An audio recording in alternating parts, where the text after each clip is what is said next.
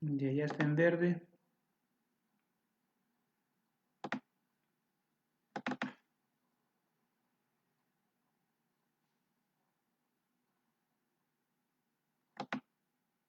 Ya.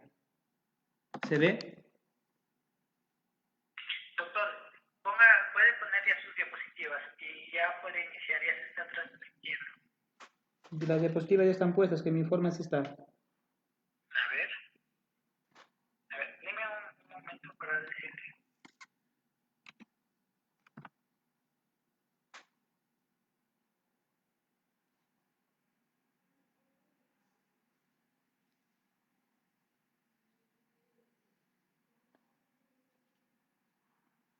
Sí, doctor.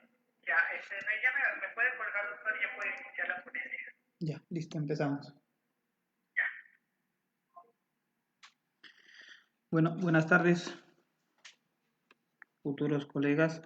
El día de hoy vamos a conversar algunos aspectos relacionados con la epilepsia. Muy bien, recordar primero algunos conceptos sobre lo que da el ILAE, ¿no? El ILAE es la Liga Internacional de Lucha contra la Epilepsia, que es la principal autoridad en estos temas de epilepsia, ¿no? Entonces, recordar primero que epilepsia se conoce con un trastorno que la principal característica es la predisposición duradera a generar crisis, ¿no? Recurrentes, ¿no? Entonces,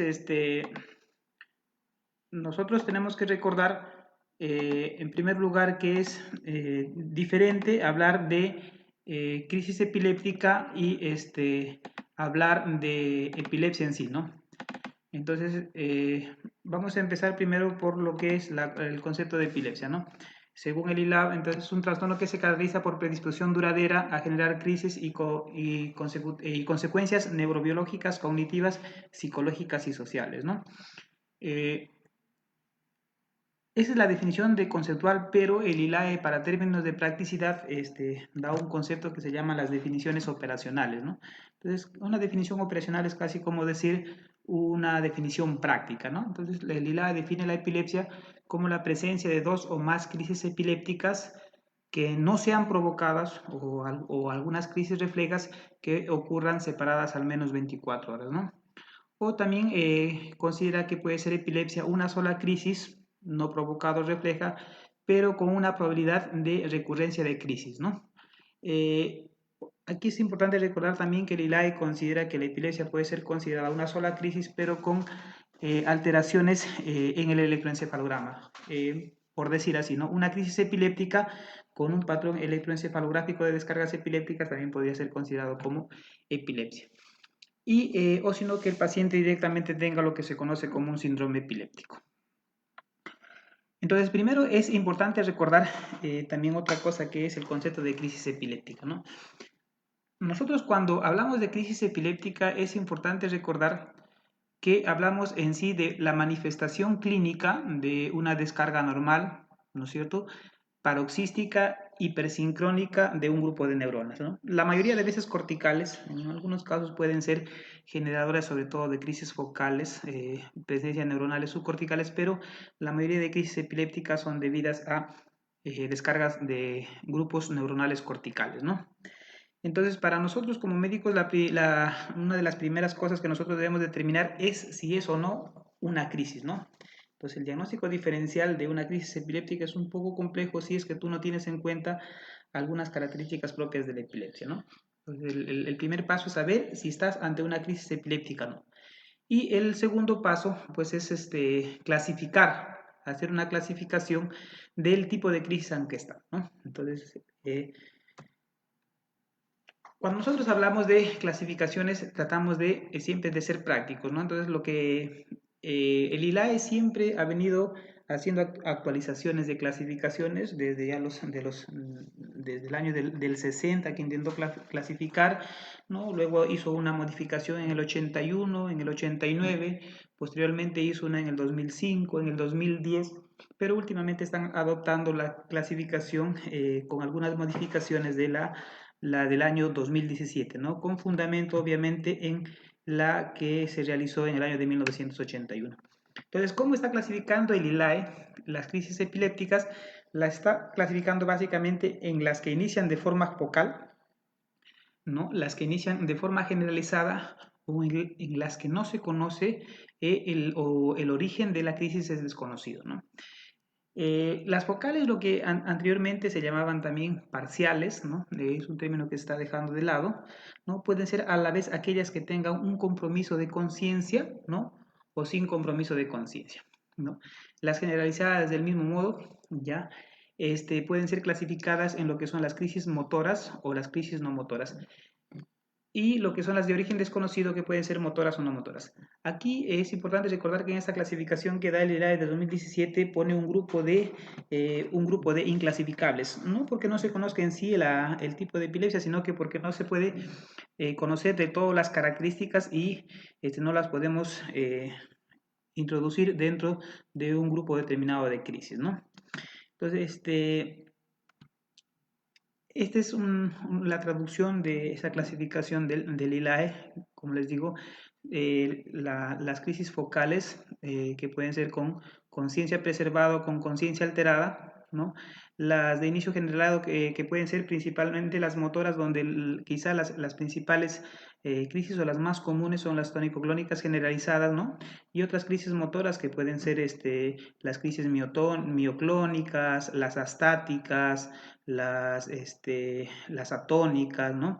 Y dentro de lo que son las crisis, las epilepsias o las crisis epilépticas no motoras como su principal representante, quizá las crisis de ausencia, ¿no? Que pueden a su vez ser crisis típicas o ausencias atípicas, ¿no? Y por acá también podemos introducir a lo que son las crisis sensoriales, ¿no? O las crisis autonómicas, ¿no? Que son importantes recordarlas. Muy bien, ahí podemos ver en esa diapositiva un poco más detallado las diferentes formas de crisis epilépticas que podemos encontrar nosotros, ¿no? Y esto básicamente es un resumen de la clasificación que se hace en el ILAE, de la clasificación actualizada tanto de lo que son crisis de epilepsia como de lo que es epilepsia en sí y de los síndromes epilépticos.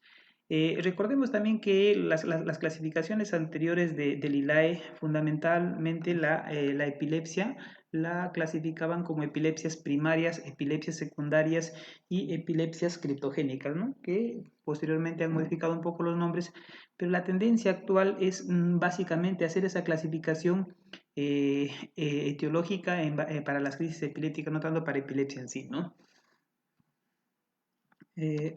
Acá tengo otro grupo de diapositivas donde vamos a hablar un poco de estos conceptos de algunas definiciones.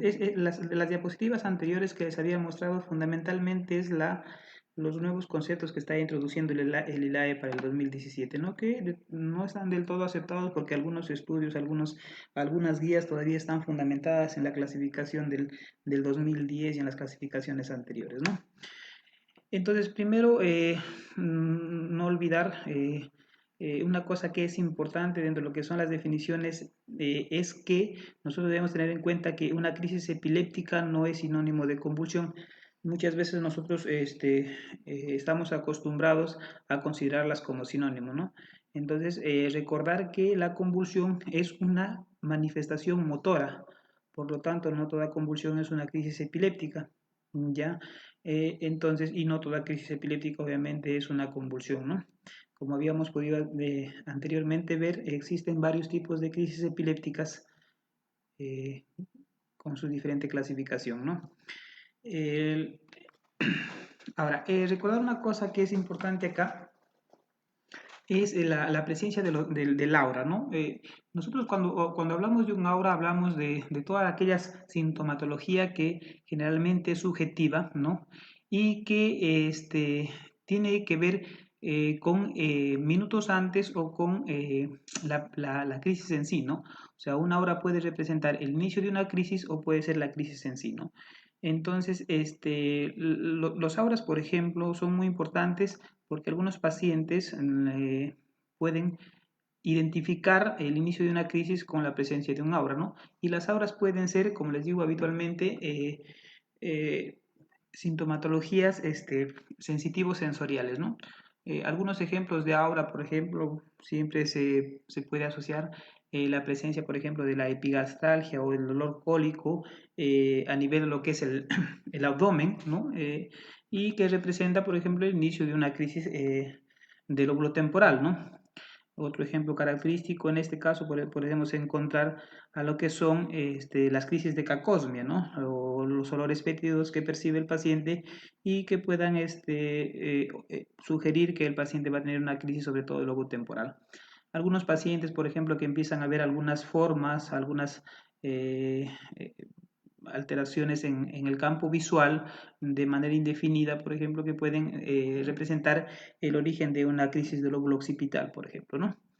En cambio, un prodromo generalmente tiene que ver con un conjunto de síntomas que te pueden predecir la aparición de una crisis, pero habitualmente se presentan unas horas antes de la presencia de una crisis epiléptica, ¿no?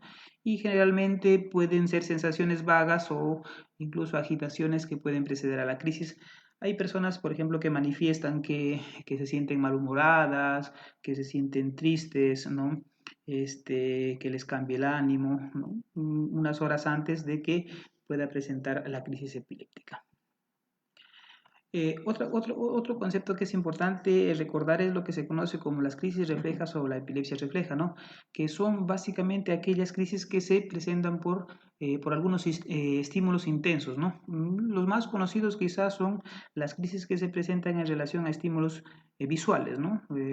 Por eso incluso dentro de lo que es el electroencefalograma, nosotros podemos encontrar que existe algunas maniobras de activación, como por ejemplo la fotoestimulación, que justamente el objetivo es desencadenar algún tipo de crisis, ¿no?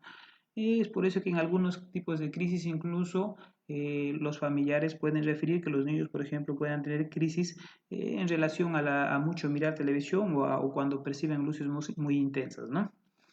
Ya, muy bien. Entonces, recordar, otra cosa que es importante recordar lo que se refiere al posictal, ¿no? O sea, el posictal es un periodo que suele ser consecutivo a una crisis epiléptica.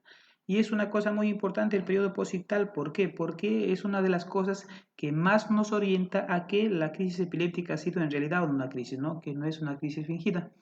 Los pacientes habitualmente en el positral, por ejemplo, pueden quedar un poco desorientados, con sueño, con dolores, con mialgias intensas, ¿no? Por la contractura intensa que produce pues, tener una crisis tónico-clónica generalizada, por ejemplo, ¿no? Y que puede persistir de minutos, incluso a horas, y algunos dicen incluso días, ¿no? Hay pacientes, por ejemplo, que después de tener una crisis epiléptica refieren que tienen cefalea intensa, ¿no?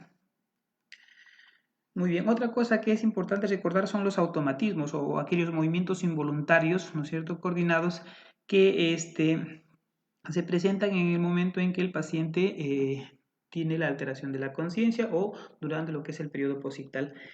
Algunos automatismos son muy frecuentes que aparezcan, por ejemplo, en lo que son las crisis de ausencia, ¿no? Algunos chupeteos, por ejemplo, algún tema de alguna sudoración, ¿no es cierto? Algún tema de taquicardia, ¿no? Son cosas que pueden estar asociadas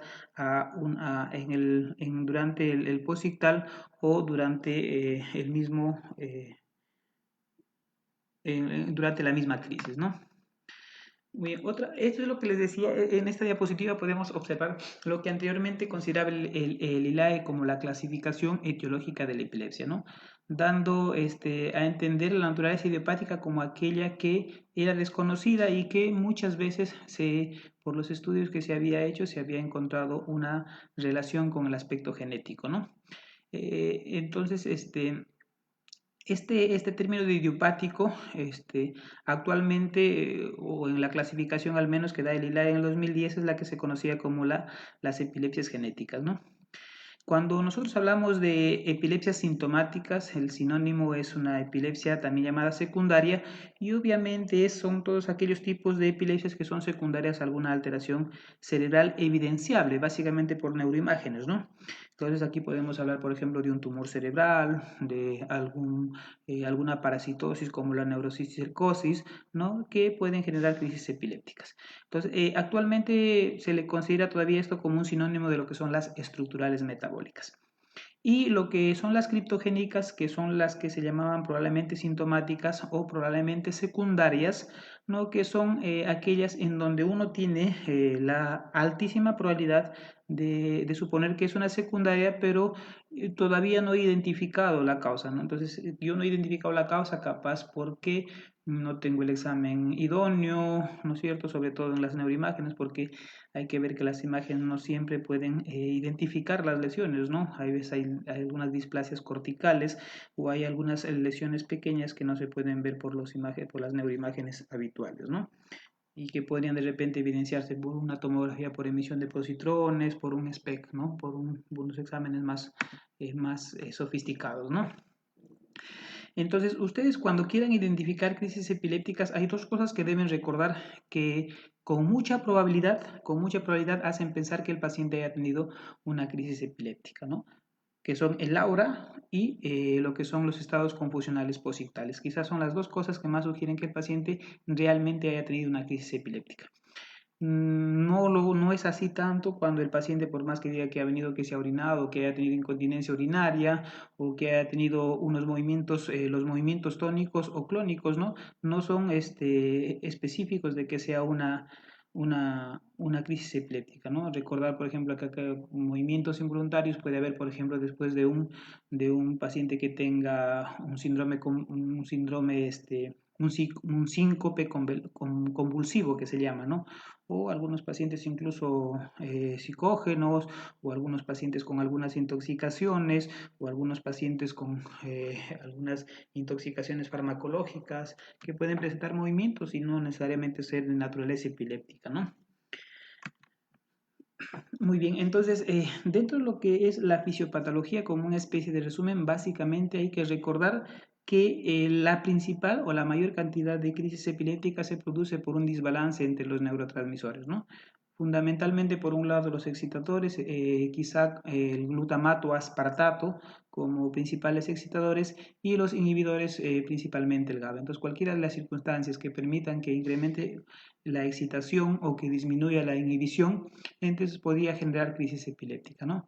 Obviamente hay otros neurotransmisores que están implicados en lo que es la fisiopatología de las crisis epilépticas, fundamentalmente serotonina, norepinefrina y dopamina, ¿no? Y otro grupo de lo otra fisiopatología de las crisis epilépticas serían las famosas canalopatías, ¿no? Dentro quizás de las principales canalopatías que se pueden encontrar, se ha evidenciado pues las alteraciones en los canales de sodio, potasio, cloro y calcio fundamentalmente como las principales alteraciones, ¿no? Entonces, recordar que todo lo que altere el flujo de señales electroquímicas va a ser un potencial generador de convulsiones, ¿no? Por eso es que puede ser producido el stroke, ¿no? Como causa de esto, fundamentalmente de los stroke, el que más relación tiene con crisis epilépticas es el hemorrágico, ¿no? Las neoplasias, las malformaciones arteriovenosas, ¿no es cierto? Las infecciones, los defectos del desarrollo, ¿no es cierto? Los traumas mismos y obviamente algunos disturbios genéticos, ¿no? Entonces, si bien es cierto, la mayoría de causas de epilepsia obviamente van a ser de naturaleza idiopática, ¿no? Sobre todo en edades tempranas. Si quisiéramos recordar algunas características de cómo diferenciar una crisis idiopática, ¿no? Una primaria de una epilepsia secundaria, habitualmente las epilepsias idiopáticas suelen ser de inicio más temprano, ¿no? Se presentan en edades más tempranas, habitualmente no se asocian a retardo mental y hay un buen porcentaje de pacientes con epilepsia idiopática que pueden controlarse bien con monoterapia, o sea, pueden ser buenos respondedores de tratamiento e incluso se pueden autolimitar en el curso del tiempo, ¿no? En cambio, las epilepsias sintomáticas es un poco generalmente de edades más tardías, generalmente asocian ciertos alteraciones desde el punto de vista cognitivo y generalmente no son tan buenas respondedoras de terapia. A veces se necesita biterapia o politerapia para poder controlarlas.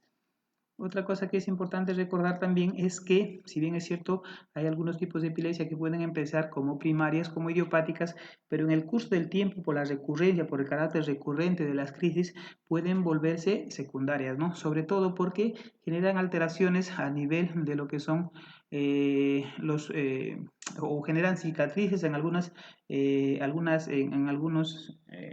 los lugares de descarga, ¿no? Hay pacientes, se ha visto, por ejemplo, que empiezan como epilepsias primarias, luego van haciendo esclerosis de los lóbulos mesiales, ¿no? La región mesial de los lóbulos temporales y terminan asociando a una epilepsia primaria y una epilepsia secundaria. Obviamente que esto les da un carácter de refractoriedad, ¿no? Y de difícil control de las crisis epilépticas. Muy bien. Entonces, algunos ejemplos de trastornos cerebrales primarios, las convulsiones febriles. Ojo que estoy diciendo convulsiones febriles, no estoy diciendo convulsiones asociadas a fiebre. Algunas convulsiones de origen desconocido, ¿no? Las alteraciones, los traumatismos encefálicos, ¿no? Los accidentes cerebrovasculares. Entendiendo obviamente como trastornos cerebrales primarios los que generan una anoxia del cerebro, ¿no? Aquí no estamos haciendo clasificación de primaria y secundaria, sino de trastornos que producen un daño directo al cerebro, ¿no es cierto? Ya las meningitis, las encefalitis, las malformaciones congénitas. Hagamos acá una especie de acá y de acá en lo que son las convulsiones febriles, ¿no? Las convulsiones febriles generalmente son aquellas que se presentan en un rango de, algunos autores dicen de 3 meses, otros de 6 meses a 5 años de edad, ¿no? Lo que tienen que recordar acá cuando quieren hablar ustedes de convulsiones febriles es que los pacientes no tienen alteraciones neurológicas previas, son niños previamente sanos, con un desarrollo neurológico normal. Obviamente que tienen ausencia de alguna etiología que justifique, o sea, estos niños no tienen ninguna infección del sistema nervioso. Y habitualmente el periodo en el que se presentan las crisis suelen ser 2 a 6 horas después que inicia la fiebre. Obviamente estos pacientes no tienen antecedentes de convulsiones sin fiebre, o sea, no convulsionan sin fiebre, necesariamente convulsionan solamente con fiebre. Obviamente no tienen signos meningios, ¿ya? Entonces, estas pueden ser convulsiones febriles simples o pueden ser convulsiones febriles complejas. ¿A qué se le llama una convulsión febril simple? Aquella pues que tiene habitualmente una duración corta, menor de 15 minutos, habitualmente es una generalizada y cuando se recupera el paciente después de la crisis no te deja secuela, ¿no? Y no suele repetirse en el mismo episodio febril y obvio, ojo que aquí dice que hay una historia familiar de convulsión febril, pero no de alteraciones del sistema nervioso. En cambio, cuando yo tengo una convulsión febril compleja, habitualmente las crisis son más duraderas, no duran más de 15 minutos y habitualmente son focales. Eso te está diciendo que hay una lesión focal en el cerebro, pues no. Pueden dejarte secuelas y la secuela puede ser transitoria o permanente, ¿no? Y te pueden dar varios episodios en el mismo día. Y obvio que, ojo, que aquí la diferencia es que existe una historia de epilepsia, no tanto una historia de convulsiones febriles, sino de epilepsias. Ya entonces las convulsiones febriles son desencadenadas básicamente por fiebre, ¿ya? Esa es más o menos una recurrencia antes de los 12 meses, puede recurrir en el 50% de los casos, después de los 12 meses un 30% de los casos, ¿no? Y las convulsiones criptogénicas, que obviamente representan dos tercios de las convulsiones que recientemente han aparecido, ¿no? Puede haber una recurrencia del 35% a los años después de la primera crisis y del 73% después de la segunda, ¿no? La mayoría de recurrencias se producen en el primer año. Otra causa frecuente de lo que son las convulsiones que se asocian a traumas craneoencefálicos, ¿no? Y habitualmente estas suelen presentarse antes de la semana del TEC. No es que, como algunos pacientes dicen, que me caí el año pasado y ahorita ya convulsiono. No suele ser así, ¿no? Habitualmente la manifestación en forma de crisis epilépticas de un trauma craneal es antes de la primera semana. Ya, otra cosa que es importante recordar en el trauma craneal es que no existe la profilaxis contra las crisis epilépticas, ¿no? Habitualmente se recomienda tratar cuando el paciente verdaderamente presenta crisis, ¿no? No existe la profilaxis. Cuando hablamos de stroke como causal de crisis epilépticas, habitualmente tiene que haber un compromiso cortical la mayoría de veces, ¿ya? ¿Cuál es el grupo etario que más está asociado a convulsiones post-stroke? Fundamentalmente los adultos mayores, ¿no? Y sobre todo los adultos mayores, cuidarse no tanto de las crisis motoras, sino de las no motoras, ¿no? Es muy frecuente que nos encontremos adultos mayores haciendo estatus epilépticos no convulsivos, por ejemplo, ¿no? Las neoplasias que más se asocian, quizá los glioblastomas multiformes, son los tumores que más están asociados a crisis epiléptica, ¿no? Perdón, los gliomas, ¿no? Los gliomas de acuerdo.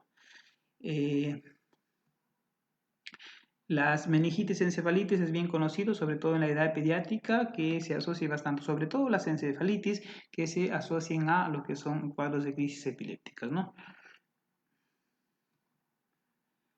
Algunas malformaciones, como les decía, las malformaciones genéticas, sobre todo en lo que son disgenesias corticales o defectos de migración neuronal. Entonces, estos son, por ejemplo, lesiones que no se reconocen así nomás en exámenes convencionales, ¿no? Habitualmente tienes que pedir exámenes de resonancia y por ahí de repente algún protocolo especial como el protocolo de inversión-recuperación, ¿no? Que te permite pues identificar este tipo de lesiones que pueden pasar desapercibidas en tomografías, por ejemplo, ¿no? Dentro de lo que son trastornos sistémicos, hay varias alteraciones tóxico-metabólicas que te pueden producir una crisis epiléptica, ¿no? Para efectos de práctica de ustedes tendrían que tener muy en cuenta las alteraciones de la glucosa. Nosotros tenemos en nuestra realidad hay bastante personas con diabetes, ¿no? Hay que pueden sufrir descompensaciones, ¿no? Y sobre todo en forma de hipoglicemia, ¿no? Las disnatremias, que es muy frecuente, ¿no? Vamos a ir hablando, por ejemplo, cuando hablamos nosotros de hipoglicemias, habitualmente rangos bajos, menores de 30, suelen producir crisis epilépticas, las hiponatremias sintomáticas, menores de 120, los estados hiperosmolares, cuando superan los 330 milosmoles por litro, las hipocalcemias o las hipercalcemias pueden estar asociadas a crisis, las uremias. Entonces aquí hay una cosa importante que recordar, los estadios urémicos, sobre todo de instalación rápida, ¿no? Porque nosotros, por ejemplo, somos una realidad donde hay bastante paciente que tiene enfermedad renal crónica, donde habitualmente las cifras de urea y creatinina son elevadas. Entonces, eso no es tanto lo que lo lleva a convulsionar, sino los cambios bruscos desde la instalación rápida de la uremia, ¿no? Los pacientes que hacen encefalopatías hepáticas, las porfirias, algunas sobredosis y algunos antidepresivos, antipsicóticos, frecuente las drogas en nuestro medio, ¿no? El uso de insulina, a veces isoniazida, que nosotros utilizamos para el manejo de los pacientes con TB, ¿no? Y los famosos síndromes de abstinencia, pues, ¿no? Tanto por alcohol como por sedantes. Algunos trastornos sistémicos, por ejemplo, el famoso síndrome mioclónico que aparece en pacientes posparo, ¿no? Que es importante recordar la patología que existe, las mioclonías posparo, ¿no? Lo que se conoce como el síndrome de Lansen-Adams, por ejemplo, ¿no? Donde hay un paciente que entra en estado mioclónico, ¿no? Y donde estos pacientes pues hay que manejarlos, son muy buenos respondedores a lo que son a las benzodiazepinas o al valproato, ¿no? Los estados de encefalopatía hipertensiva también te pueden llevar a crisis epiléptica. Ustedes conocen bien lo que son las eclampsias, ¿no? Como complicación de las hipertensiones asociadas al embarazo, ¿no? Los estados de hipertermia, ¿no? Los golpes de calor, los síndromes neurolépticos malignos o las hipertermias malignas, ¿no? Bueno, esto de clasificación habíamos visto un poco, les había dado justo. Esta es la clasificación que, a diferencia de la que les mostré al inicio, esta es la del 2010, ¿no? Es una clasificación más compleja donde recibió muchas críticas porque no era muy práctica, ¿no? Entonces, por eso es que actualmente el grupo de terminología ha discutido y la clasifica como lo que habíamos mostrado al inicio, ¿no? Entonces, recordar algunas cosas de las crisis parciales, ¿no? Habitualmente las crisis focales o parciales que se les llamaba, sí, la mayoría de veces predominan los fenómenos motores, pero también puede haber algunas alteraciones sensoriales o autonómicas, ¿no? Una manifestación sensitiva puede ser manifestación de una crisis por sí sola. Una alteración autonómica puede ser una crisis por sí sola, pero habitualmente estas manifestaciones sensoriales o autonómicas están acompañando a una crisis motora, ¿ya? Obviamente dependen de la zona epileptógena y del grado de propagación que tenga, ¿no? ¿Ya? Obviamente el síntoma que predomina te va a dar la localización. En caso de las crisis focales, obviamente es importante porque te permite localizar el sitio de lesión a nivel del cerebro, ¿no? Eh,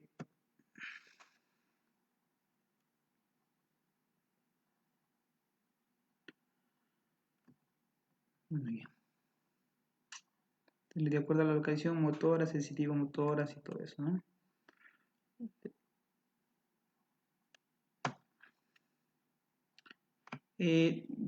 Unos ejemplos de clínica, cuando nosotros hablamos de crisis clónicas, es muy importante recordar que la mayoría de veces, obviamente, de acuerdo a la distribución somatotópica del cerebro, la parte motora se localiza en el lóbulo frontal, ¿no?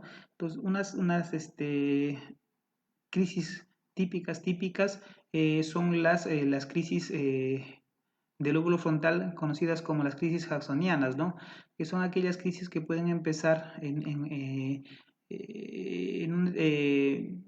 una parte del cuerpo, habitualmente en la mano o en la cara, y hacen una propagación al brazo y a la pierna, ¿no? Y que en estos casos, por ejemplo, en este tipo de pacientes se ha visto una asociación con la famosa parálisis de Todd, ¿no? Que son estados de déficit motor que se presenta pues un déficit motor posterior a una crisis epiléptica, ¿no? Ya, otras crisis motoras que son también frecuentes son las que están localizadas en lo que son alrededor de la cisura de Rolando, ¿no? Y estas habitualmente crisis presentan una asociación de síntomas motoros con algunos síntomas sensitivos, ¿no? Cuando nosotros hablamos de una crisis tónica, hablamos de una contracción sostenida, ¿no? Y de tanto músculos agonistas como antagonistas, ¿no? Es importante recordar, por ejemplo, acá algunas crisis que generan una alteración de la postura, ¿no?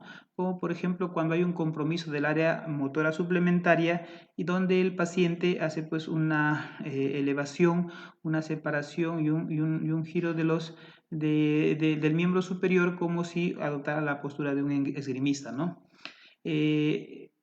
Otra cosa que es importante recordar de las crisis premotoras es la presencia de lo que llamamos, o ustedes hayan escuchado, la versión de los ojos, ¿no? El giro de los ojos y de la cabeza, que son las famosas crisis versivas, ¿no? Entonces, habitualmente se considera, por ejemplo, en la mayoría de los casos que si el paciente hace una oculocefalogiria a la izquierda, el sitio de probable lesión es contralateral, ¿no? O sea, el origen de la crisis sería en el lado derecho del cerebro, ¿no? Entonces, las crisis premotoras habitualmente van con oculocefalogiria, ¿no?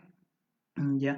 Y los que comprometen el área motora primaria o suplementaria generalmente van a cursar con vocalización prolongada e incluso pueden hacer ecolalias, ¿no? Entonces aquí lo que les decía, la parálisis de Todd, que es una paresia posictal, ¿no? Que suele ser eh, mm, corta, a veces transitoria, pero a veces incluso se puede confundir con eventos cerebrovasculares, ¿no? Hay gente que llega a la emergencia por una crisis que no puede mover un hemicuerpo y se lo cataloga como un stroke, ¿no? Habitualmente en este tipo de parálisis las neuroimágenes van a ser normales, pues, ¿no? Y obviamente van a tener una remisión espontánea cuando pase por un periodo determinado, ¿no? Hasta 72 horas. Eh, las parciales simples sensitivas, es muy importante recordar aquí, por ejemplo, algunas crisis como las crisis del lóbulo temporal, las famosas crisis uncinadas o crisis del uncus, del temporal, ¿no? Que generalmente se presentan en forma de crisis de cacosmia, ¿no? Ya. Pueden presentarse también con otras sensaciones como alteraciones de la sensibilidad primaria o en forma de algunas parestesias, hormigueos, sensaciones de corriente, pinchazos, punzadas, ¿no? O sensación de calor, ¿no?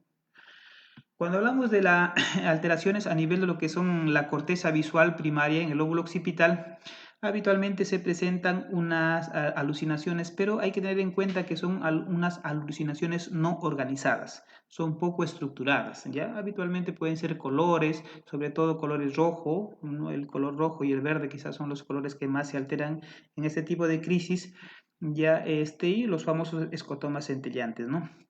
Obviamente aquí puede haber lo que son las famosas hemianopsias, ¿no? O pérdidas parciales del campo visual, ¿ya?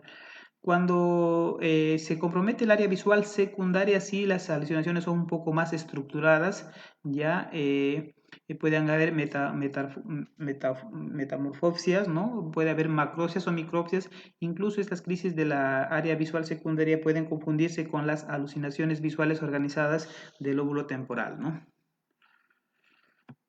Cuando hay compromiso del área auditiva de la región temporal superior, puede haber tinnitus, ¿no? Tinnitus que pueden ser en forma de zumbidos, ¿no? ¿Ya? O puede haber básicamente una distorsión de los sonidos. Como les había dicho también del uncus del hipocampo, las famosas crisis uncinadas, ¿no? Que son por lo general olores desagradables, ¿no? Oler cosas raras, ¿no?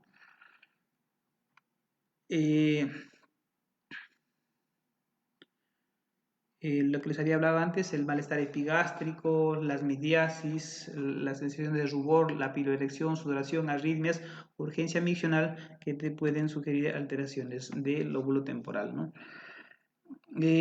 Cuando hay ciertas manifestaciones psíquicas, sobre todo en las crisis llamadas parciales complejas, puede haber alteraciones a nivel del lóbulo temporal que se pueden asociar incluso a algunas alteraciones en el lenguaje, ¿no? Básicamente hay pacientes que pueden presentar afasia después de un evento isquémico, ¿no?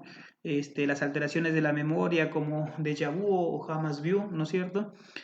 Puede haber incluso alteraciones transitorias de la memoria, que incluso a veces estas crisis amnésicas transitorias se les llama, pueden confundirse con los estadios de amnesia global transitoria, por ejemplo, ¿no? Puede haber estados de despersonalización, las crisis de miedo, las crisis de ira, o unas crisis que son bien particulares que se llaman las crisis gelástica o crisis de risa inmotivada, ¿no? Que los pacientes pues se empiezan a reír de forma inmotivada y la gente piensa que como generalmente se presenta en niños, no le dan traducción de que pueda ser de repente una crisis epiléptica, ¿no? O las crisis, lo que se llaman las crisis de autoscopía, ¿no? Que el paciente se ve como si se desdoblara, ¿no? Como si saliera de su cuerpo. Ya. Obviamente, como hacemos una pequeña diferencia en lo que son crisis parciales versus psicógenas, como es el fenómeno epiléptico, generalmente es transitorio, pues no es paroxístico, breve, ¿no? Generalmente es más o menos estereotipado, ¿no? Obviamente que el fenómeno se percibe como de manera normal, ¿no? Muy bien, entonces de las crisis parciales complejas, que quizás son la más frecuente de todos los tipos, la mayoría de parciales complejas se originan en el lóbulo temporal. En segundo lugar, el lugar de más localización sería el lóbulo frontal y el lóbulo parietal y occipital representan la minoría de crisis parciales complejas, ¿no? Algunos automatismos que se puedan presentar, orofaringe, sobre todo chupeteos, masticación, deglución, algunos movimientos faciales del cuello de las manos, algunos movimientos reactivos, algunos movimientos de tocar repetitivamente un objeto, hay algunas personas que deambulan, caminan, ¿no? Recordar que las crisis parciales complejas no siempre pierden el total no pierden del todo la conciencia, ¿no? O sea, te pueden responder de repente alguna orden simple, alguna pregunta en ese momento, pero lo que sí es característico es que después el paciente no se acuerde, ¿no? Que tenga una amnesia del evento, ¿ya?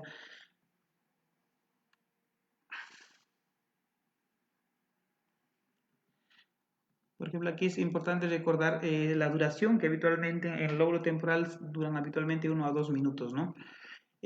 Una cosa que es importante recordar también, la presencia de algunos fenómenos motores extraños cuando son crisis del lóbulo frontal, ¿no? Como si la persona estuviera adoptando posturas de karate, de pataleo, de natación, de pedaleo, ¿no?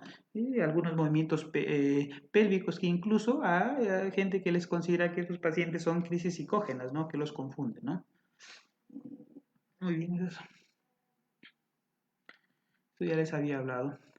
Y otro, para ir terminando con esto de las crisis, es importante recordar lo que son las crisis de ausencia, ¿no? Este, las crisis de ausencia habitualmente se caracterizan, son crisis cortitas que habitualmente duran de 10 segundos, quizá menos hasta un minuto, ¿no? No suelen ser muy prolongadas y la característica principal de esto es la pérdida súbita de conciencia, pero que no tiene ni preictal ni posictal, o sea, no te avisa y cuando termina ni cuenta te das, ¿no? Habitualmente estos pacientes no tienen conciencia de lo que les pasa, ¿no? No, ellos no se dan cuenta, generalmente son terceros los que suelen evidenciar este tipo de crisis. Este tipo de crisis de ausencia es frecuente en niños, sobre todo en edad pediátrica, y muchas veces es causa de retraso en el aprendizaje, ¿no? Porque muchas veces lo catalogan a estos niños como que son distraídos, como que no prestan atención, ¿no? ¿Ya? Obvio que en edades pediátricas la frecuencia de la crisis puede ser tan elevada, hay gente que tiene más de 100 crisis al día, ¿no? Y hay gente que no los percibe, como les digo, o no les da la importancia de vida, ¿no? La mayoría de veces las crisis de ausencia generalmente están relacionadas con el aspecto genético y inician en la infancia, ¿no? Rara vez se presentan en adolescencia y mucho más raro es que estén presentes en la edad adulta, ¿no? Lo que sí tienen que recordar es un patrón electroencefalográfico característico típico de lo que son las espigas ondas de 3 Hz de frecuencia, ¿no? Es una pregunta que puede venir en los exámenes. El patrón electroencefalográfico de punta onda de 3 Hz o de espiga onda de 3 Hz habitualmente corresponde con una crisis de ausencia, ¿no? Eso es lo que es las puntas ondas de 3 Hz de frecuencia, ¿no? Como podemos ver ahí, puntas, ondas, punta onda, punta onda, punta onda, ¿no? Obviamente es una crisis generalizada, ¿no? Porque ustedes lo podemos observar en todas las derivadas, ¿no?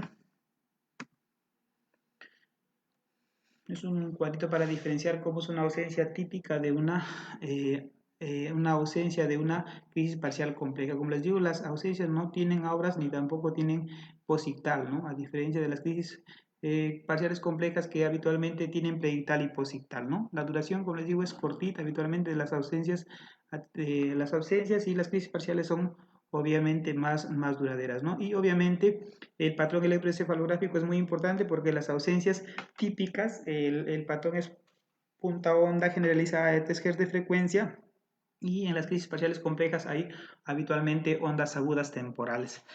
Otra cosa que es importante es que las crisis de ausencia pueden ser precipitadas por la hiperventilación, ¿no? Por eso en algunos niños cuando se quiere identificar crisis de ausencia se les hace pues hiperventilar unos 3 minutos como maniobra de activación y puede observarse ese patrón de puntas ondas generalizadas de 3 Hz en el electroencefalograma, ¿no?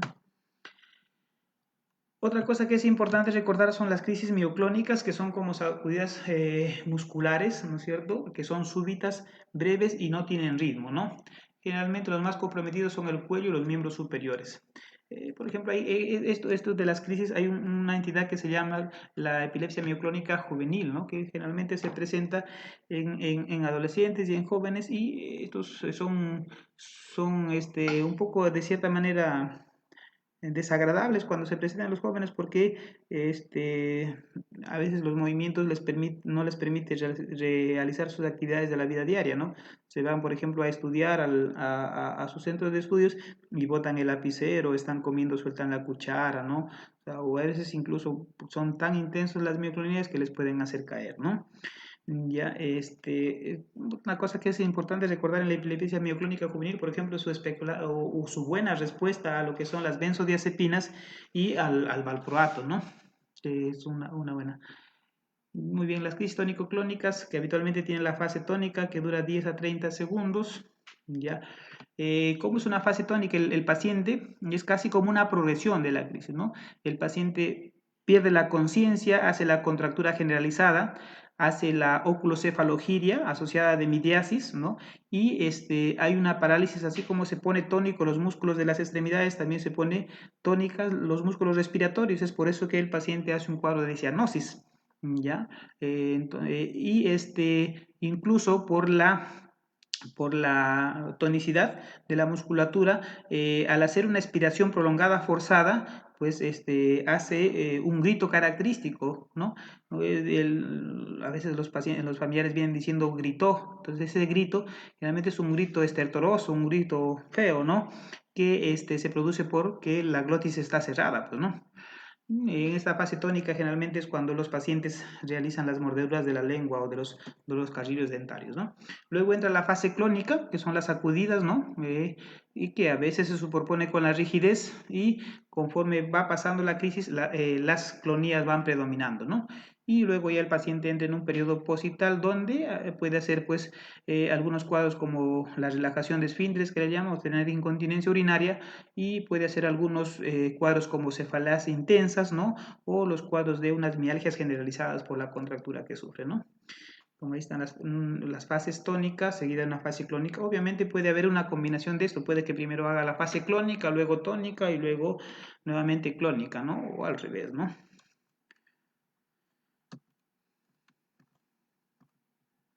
Las crisis atónicas básicamente que tienen que ver con la pérdida del tono muscular y si estas generalmente son generalizadas y son con pérdida de postura, o sea, la gente se cae. Por eso es que hay en este tipo de atónicas que generalmente se presentan en niños, los niños andan con rodilleras o con cascos o protegidos porque cuando se presenta, pues los niños caen bruscamente, no y es causal de que se rompan la cabeza, que se fracturen y todo eso, ¿no?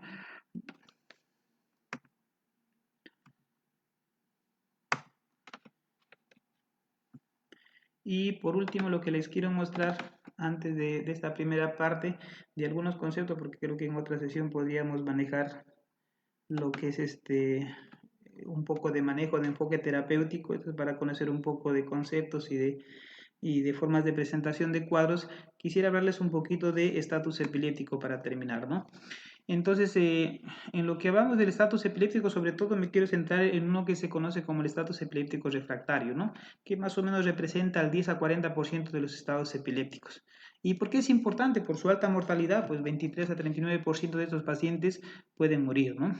Entonces, es importante recordar, tradicionalmente, ustedes si revisan las guías del ILAE, el estatus epiléptico era definido como la presencia de crisis de 30 minutos o más, ¿no es cierto? O que la persona no recupere conciencia entre ellas. Pero también así, en el 2017 han dado una definición operacional que considera que el estatus epiléptico son crisis que duran más de 5 minutos o que no recuperan la conciencia entre ellas, ¿no? Cuando pasa un periodo de 5 minutos. Pero también han dado un par de conceptos que es importante recordar en lo que se refiere a lo que es el estatus epiléptico refractario, que es aquel estado epiléptico que ya está establecido y que no tiene respuestas a drogas de primera línea, que son las benzodiazepinas, ni tampoco a las de segunda línea, ¿no? O sea, me estoy refiriendo a fenobarbital o a fenitoína o a valproato, ¿no? Y pasados 2 horas, ¿no? Entonces, como ven ustedes en este cuadrito, acá podemos ver los tiempos que se utilizan en las definiciones operacionales según el tipo de crisis, ¿no? Si el tipo de crisis fuera una tónico-clónica, se considera 5 minutos. Cuando hablamos de una focal, hablamos de 10 minutos. Y cuando hablamos de estados de ausencia, tiene que pasar de 10 a 15 minutos.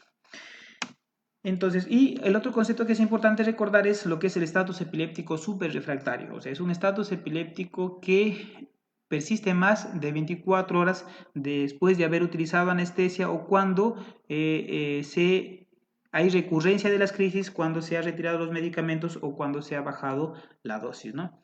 Entonces, podemos hablar de estatus epilépticos tempranos, establecidos, refractarios y superrefractarios de acuerdo al tiempo. ¿Ya? Entonces, ¿cuál es la causa de los estados epilépticos? La mayoría son de etiología desconocida, la mayoría son criptogénicos, ¿no? Pero sí hay algunas alteraciones inmunológicas secundarias a patología paraneoplásica, como los famosos, por ejemplo, encefalitis anti-N-metildiaspartato, por ejemplo, ¿no? Algunos cuadros paraneoplásicos, algunas infecciones, sobre todo los virus de Epstein-Barr, el virus de varicela zoster, los citomegalovirus que son más frecuentes, y otras situaciones como, por ejemplo, las carcinomatosis leptomeningia o algunas demencias agudas como la enfermedad de Creutzfeldt-Jakob, ¿no? Entonces, obviamente, cuando nosotros hablamos de etiología de estatus epiléptico, podemos considerar los procesos agudos, sobre todo hay algunos disturbios metabólicos, los más frecuentes, las anormalidades electrolíticas, las hipoglicemias y las fallas renales agudas, ¿no? Los cuadros de sepsis, las infecciones del sistema nervioso central en forma de encefalitis o meningitis o incluso los abscesos, los strokes, sobre todo, como les digo, sobre todo los hemorrágicos y de los hemorrágicos, de repente las hemorragias subaranoideas y los stroke lobares grandes, los más frecuentes, ¿no? Los traumas craneales, el uso de algunas drogas, ¿no es cierto? Drogas tóxicas, por ahí el uso de opioides, benzodiazepinas, barbitúricos, ¿no? Ya los estados de hipoxia, como por ejemplo los síndromes posparo, algunas encefalopatías hipertensivas que es frecuente en nuestro medio y algunas encefalitis autoinmunes, sobre todo las más reconocidas, las encefalitis anti-N-metil de aspartato, ¿no? Algunos procesos existentes que habitualmente son causa de esto es que un paciente sufra de epilepsia, pero que abandona el tratamiento, descontinúe los fármacos antiepilépticos, ¿no? Que haya un consumo de alcohol, ¿no es cierto? O que haya una intoxicación por etanol, ¿no es cierto? Algunos tumores que van aumentando de tamaño, ¿no? Algunas patologías previas como stroke, algunas displasias corticales, ¿no? Y algunas, tener en cuenta algunos en los niños, ¿no? Algunas, eh, el antecedente de haber tenido de repente por ahí estatus epiléptico antes en un niño, ¿no? Las crisis febriles que se prolongan y sobre todo en niños las infecciones bacterianas, ¿no? Entonces, en esto quería dejar un poco el manejo de lo que son el estatus epiléptico y recordar a las drogas de primera línea, ¿no? Dentro de lo que son las drogas de primera línea, quizá a la cabeza las benzodiazepinas, ¿no? Que quizás son las que más se recomiendan en el manejo de primera línea de un estatus epiléptico. Es importante recordar acá, luego va a mostrarse un cuadro de lo que es lo que se puede utilizar, pero la importancia que está utilizando últimamente utilizar midazolam, pero no endovenoso, sino intramuscular, porque el midazolam endovenoso es droga de tercera línea, ¿no? Porque es manejo en UCI, manejo endovenoso, ¿no? Pero nosotros aquí estamos hablando del midazolam intramuscular. El otro que es importante es el lorazepam, ¿ya? Entonces, en este estudio que se publicó en la Journal, hablamos de la importancia o la eficacia que podría tener, que es tan buena la eficacia del valproato, del midazolam intramuscular, es tan efectivo como el lorazepam endovenoso, ¿no? Entonces, ¿cómo puedo utilizar yo las drogas de primera línea? Lo primero, en nuestra realidad, para nosotros, para nuestro medio peruano, ¿qué es lo que más tenemos? Diazepam, pues, ¿no? ¿Cuál es la dosis? 0.15 miligramos por kilo de peso. Puedo repetir una dosis, ¿no es cierto? A los 10 minutos, ¿no? Ya, perdón, puedo repetir una dosis a los 5 minutos, ¿no? Lo que sí tengo que tener en cuenta es que si utilizo diazepam es de no producir hipotensión o depresión respiratoria, ¿no? Entonces tengo que administrarlo con cuidado, ¿no? Ya, este, otra cosa que hay que tener en cuenta es que el metabolismo es rápido del diazepam y pues, el tiempo de acción también es corto, ¿no? Otra benzodiazepina que se utiliza con bastante frecuencia es el lorazepam, ¿no? 0.1 miligramos por kilo de peso, ¿no es cierto? Y el otro que les estoy diciendo, el midazolam, 0.2 miligramos por kilo, pero intramuscular, con un máximo de 10 miligramos, ¿ya? Este, tener en cuenta un poco cuando, en esto sí, el midazolam es bastante hipotensor y tener en cuenta los pacientes con falla renal, ¿no? Muy bien. En segunda línea sí hay varias drogas que se pueden utilizar en nuestro medio. Se utiliza bastante la fenitoína, quizá porque no hay disponibilidad de otros. Eh, Recordar, por ejemplo, la importancia que va cobrando el valproato, que es una droga que se está utilizando últimamente bastante, sobre todo el valproato endovenoso, ¿no? Es importante recordar para ustedes, para efectos de algunos que van a ser internado o van a ser serum, la forma de realizar la epaminización, ¿no? O la administración de dosis altas de fenitoína como droga para controlar el estatus epiléptico, ¿no? Recordar ustedes que quizá esta droga es la que ustedes van a poder utilizar porque ya drogas de otro nivel van a tener que ser utilizadas en unidades críticas, ¿no? pero ustedes sí en su centro de salud o en el hospital donde estén haciendo su internado van a poder utilizar, ¿no? Entonces, la fenitoína, la dosis es de 15 a 20 miligramos por kilo de peso, ¿no? Y puedes repetir una dosis a la mitad, a mitad de dosis si es que no hay respuesta luego de 30 minutos. Lo que tú tienes que tener en cuenta cuando utilizas fenitoína sí es la velocidad de infusión, ¿no? Es muy importante la velocidad de infusión de la fenitoína porque la fenitoína es arritmogénica, ¿no? Entonces tú puedes producir cuadros de arritmia o incluso puedes hipotensar, ¿ya? Y puedes producir daño en el paciente. Entonces la velocidad de infusión tiene que ser menor de 50 miligramos por minuto. De manera práctica, la gente por tradición, por ejemplo, dice si es de 15 a 20, habitualmente un paciente pesa 60 kilogramos, utilizan entre 10 ampollas, ¿no es cierto? En promedio lo colocan en 100 centímetros de cloruro y lo hacen pasar en 30 minutos a 45 minutos, ¿no? Y cumplen con la condición de darle una dosis adecuada y una velocidad de infusión adecuada, ¿no? Eh, Entonces, cuando nosotros utilizamos una droga de segunda línea, se puede volver a repetir el mismo medicamento. Lo que no se recomienda es que utilicemos drogas en paralelo. Ya, si es que no funciona un mismo medicamento habiendo repetido una segunda vez, lo que se recomienda es seguir a una línea superior, ¿no? Y dentro de lo que son las terceras líneas, obviamente aquí entran ya los anestésicos que son los más utilizados, ¿no? Tiopetal, fenobarbital, midazolam y propofol quizás son los más utilizados y ninguno es mejor de otro, ya depende del centro donde estés, ¿no? El propofol hay que tener cuidado porque puede producir un síndrome de difusión, ¿no? Puede dar acidosis metabólica, puede dar raudomiolisis, o falla renal o fallas cardíacas, ¿no? El tiopental también puede hipotensar, puede producir una depresión cardiorrespiratoria y se ha asociado a que hay mayor mortalidad, ¿no? Y más allá, otras cosas que se podrían utilizar como ya una nueva escala terapéutica, se está utilizando últimamente la ketamina, ¿no? Porque tiene un efecto sobre los receptores de N-metil de aspartato, pero hay que tener en cuenta que es un poco neurotóxico, ¿no? Otro medicamento que se está utilizando, sobre todo en clases, es el sulfato de magnesio y algunos bloqueadores de los receptores de N-metil de aspartato, ¿no? Entonces, si quieren la dosis, ahí está la dosis de la ketamina y del magnesio, ¿no? Y si es que fallan la ketamina y falla el magnesio, lo que se podría utilizar es lo que se llama las terapias, la inmunoterapia, ¿no? Sobre todo los pulsos de metilprednisolona, ¿no? 1 gramo más o menos por unos 3 días, o también lo que se puede utilizar es unos 3 a 5 días de inmunoglobulina, ¿no? O incluso puede utilizarse también la plasmaféresis, ¿no? Si es que fallara, por ahí se podría considerar llevarlo al paciente a estado de hipotermia, ¿no? Ya, bueno, eso es lo que quería conversar con ustedes en esta oportunidad. Les agradezco por su atención.